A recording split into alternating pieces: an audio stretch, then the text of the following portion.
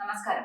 പരസ്യമായി മുഖ്യമന്ത്രി പിണറായി വിജയനെ വെല്ലുവിളിച്ചിരിക്കുകയാണ് Nair service society general secretary G Sukumaran Nair.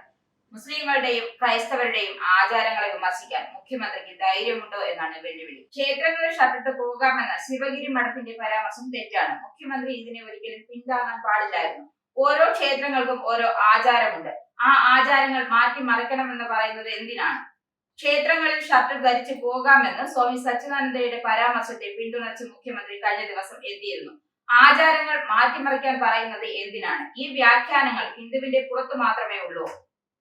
ഇവിടെ ക്രൈസ്തവ മതക്കാരുണ്ട്. ഇന്നത്തെ കാലത്തിന് ഇണങ്ങാത്ത പല ആചാരങ്ങളും അവർക്കുമില്ലേ? വസ്ത്രധാരണത്തിലായാലും മറ്റുള്ള കാര്യത്തിലായാലും മുസ്ലിം സമുദായത്തിലുള്ളവർക്കും അത്തരം ആചാരങ്ങളുണ്ട്. ആ നടപടിക്രമങ്ങളെ വിമർശിക്കാൻ ശിവഗിരിക്കോ മുഖ്യമന്ത്രിക്കോ ധൈര്യമുണ്ടോ? ഇല്ല. അതുകൊണ്ട് ആര് ചോദിച്ചാലും ഇല്ലെങ്കിലും ഇക്കാര്യത്തിൽ അഭിപ്രായം പറയാനുള്ള അവകാശം നമുക്കുണ്ട്.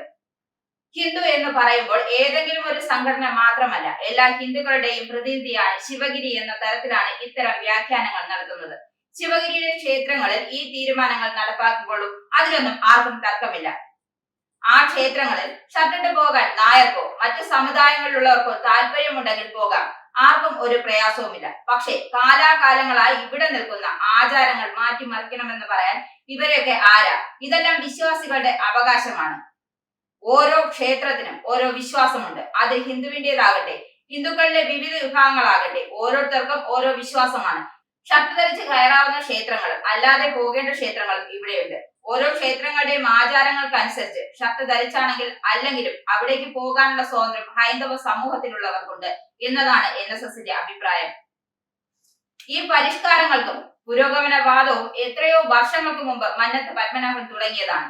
ഉടുപ്പിട്ട് കയറാവുന്ന ക്ഷേത്രങ്ങൾ ഉടുപ്പിട്ട് കയറാം, അല്ലാത്ത ഇടത്ത് ഉടുപ്പ് ഊരിയും. ഇതിനെയൊന്നും ചാതുർവർണ്ണ്യമായി കൂട്ടിക്കെട്ടേണ്ട കാര്യമില്ല. അതിനുള്ള അവകാശം ഹൈന്ദവ ജനതയ്ക്കുണ്ടെന്നും സുകുമാരൻ നായർ പറഞ്ഞു.